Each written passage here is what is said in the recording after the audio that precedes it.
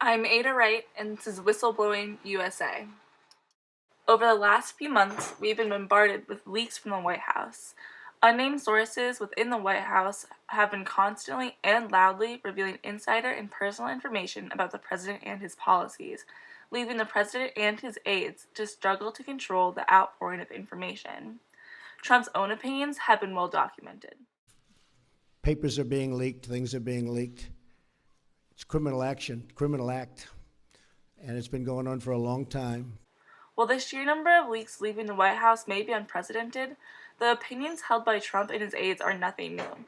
Throughout United States history, there has been an historical effort to punish and stop political leaks. But the question remains, how has this history shaped the laws and opinions surrounding whistleblowers today? To begin, political leaks and the laws that aim to stop them have been a part of our country since the beginning. The Alien and Sedition Acts, first passed in 1798, were an attempt by the Federalist Congress to suppress the voices of the ideologically different, aka Democratic Republicans. The Sedition Act in particular made it illegal to spread information about the government with malicious intent. It rested on the Federalist idea that free speech and freedom of the press only applied before the expression of ideas. Under the law, 13 people were indicted and charged, including journalists and politicians. The acts were largely passed for political motivation, in an attempt to grab power from the Democrats. By using whistleblowers as collateral in a larger political war, the Federalists established a new way to take down your enemies, a way that is still used by politicians. Not much has changed since the 18th century in regards to the use of whistleblowers for political sabotage. President Trump is widely known to have taken advantage of the information released by whistleblowers during his presidential campaign. Russia, if you're listening, I hope you're able to find the 30,000 emails that are missing. However, the second the leakers began to implicate him in his relations with Russia, whistleblowers suddenly became the enemy. This abruptly changed his treatment of whistleblowers as he now knows the danger they can put a political campaign into. This idea that leakers are dangerous and can negatively affect national security is nothing new.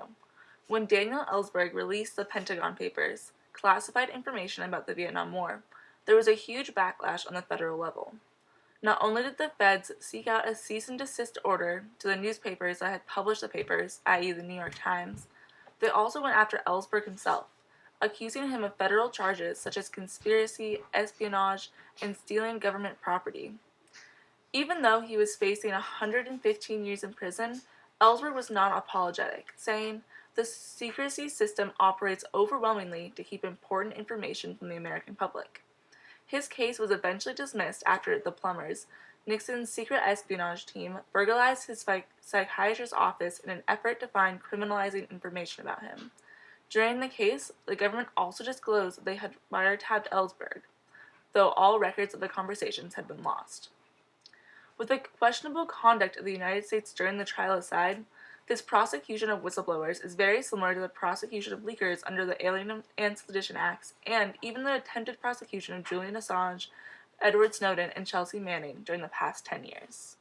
The prosecution of whistleblowers in the modern era started with Ellsberg and shaped how Americans would see and think about whistleblowers in the following decades. A large part of this was the ensuing Supreme Court case, New York Times Co. v. United States, which took place in 1971. The case was about the legality of publishing government leaks and if the government had violated the First Amendment by restricting the publication of the Pentagon Papers. The final ruling came in favor of the New York Times, as the court believed that the, quote, responsibilities of a free press is the duty to prevent any part of the government from deceiving the people. The newspapers nobly did precisely that which the founders hoped and trusted they would do, end quote. This was, and is, a huge victory for whistleblowers and for the publication of government documents. This case created the path that leakers such as Edward Snowden and Chelsea Manning would one day follow, as a large part of the ruling was that only a free and unrestrained press can effectively expose deception in the government. When one looks at the prosecution of whistleblowers, it is important to remember the political implications involved with arresting those who leak information.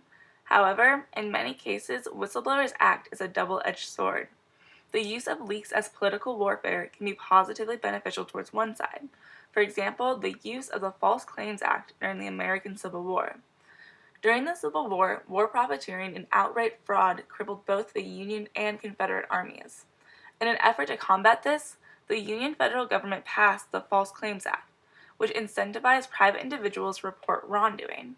If their lawsuits were successful, plaintiffs were entitled to receive half the money recovered by the government. This act became a huge success and recovered millions of dollars of federal money. These amendments significantly expanded the role of whistleblowers and reduced a number of critical barriers to bringing actions against persons and entities allegedly submitting false or fraudulent claims to the federal government. This use of whistleblowers to damage one's enemy and keep oneself in power can continue to be seen in political endeavors today. Trump's addition of an office to protect whistleblowers in the Department of Veteran Affairs is just one example of the legacy the False Claims Act has left behind. By signing an executive order that would protect whistleblowers in the Office of Veterans Affairs, Trump went against his beliefs for political gain. This was beneficial for him as there were very little negative side effects. Instead, the federal government could only prosper from a better management of money and supplies. This is similar to the False Claims Act, as it provided a way for the citizens to expose the federal government, with very little risk to individual people, i.e., the president. The treatment of whistleblowers throughout United States history can all be boiled down into one main point. Whistleblowers and the treatment of whistleblowers can be manipulated to create a political advantage. From the prosecution of whistleblowers to take away power from Democratic Republicans, to helping whistleblowers to gain an advantage over the Confederacy, to prosecuting a whistleblower whose leaks made America look bad, the treatment of whistleblowers has always been politically motivated. When politically helpful, leaks are a necessity. When potentially harmful, leaks and leakers quickly become the enemy. No other administration in history has documented this idea more than the current one. As a switch from this WikiLeaks, I love WikiLeaks.